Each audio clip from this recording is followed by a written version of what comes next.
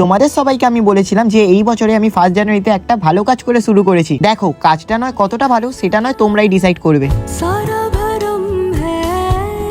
তোমরা কিন্তু অনেকেই জেনে থাকবে যে আমার চ্যানেলে কিছুদিন আগে 1K সাবস্ক্রাইবার কমপ্লিট হয়েছে। আর আমি তো তোমাদের সবাইকে বলেছিলাম যে আমার চ্যানেলে যখন প্রথম 1K সাবস্ক্রাইবার কমপ্লিট হবে তখনই আমি একটা ছোট করে সেলিব্রেশন করব।